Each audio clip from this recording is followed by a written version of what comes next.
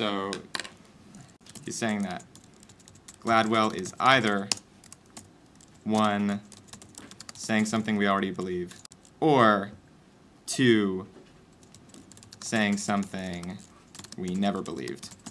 I think he's saying that that's happening in both cases, right?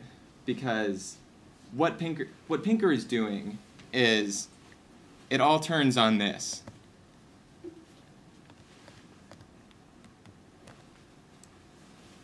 This is the How Smart Steven Pinker Is show, right?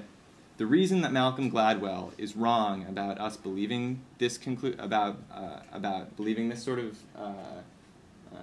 agreeing with his premises, is that Steven Pinker never thought that, right? And what that gets us is that he hasn't told Steven Pinker anything new, right?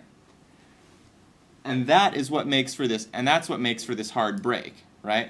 This break from, oh, we didn't all think that, you know, it's not a question, you know, we didn't all think that, we never agreed to that in the first place, Malcolm, right? To a question of truth and correctness, right? Because Steven Pinker isn't one of the people who originally thought that, and now, having separated himself from Malcolm Gladwell's fake group, which actually includes some real human beings, because most of the premises that he starts with, people do think that. There are people who think that jailing an executive will end corporate malfeasance. I've heard that, right? Geniuses are invariably self-made prodigies. I also heard that, right? There are people who think that. Now, there may be people who don't think that, and clearly we know that Steven Pinker is apparently one of them, right? But if Malcolm Gladwell is using like a straw we, Steven Pinker is using he's doing the same sort of thing, he's just being more elitist, right? Like the we who exists outside of Malcolm Gladwell's we, right? So Steven Pinker and his readership, like, are already so far beyond those ideas, right? And I'm actually not sure if that strengthens or weakens what he's doing in terms of trying to critique Malcolm Gladwell's errors in terms of his conclusions and his uses of terminology, right? Because on the one hand, it makes Steven Pinker an expert, so he can totally tear into him, right? I mean, his analysis in the second half of the paper is extremely complex, right? Moreover, he sort of makes it characteristic of Gladwell, and I would have been interested to get to the resonances between the thematic presentation of what Gladwell is doing and the breakdown conceptually of what ideas he's presenting, right? But on the downside, Pinker can't talk to the people who actually think this way, right? Because there's just no address to them, right? Like, I think a more effective critique for Pinker if he's going to talk about groups would have been to potentially show that Gladwell can only take, you know, this so far. He like does good thought experiments, allows us to see the idea of risk in different ways if we hadn't, you know, studied econometrics before, like, you know, if we're not all MIT professors, right?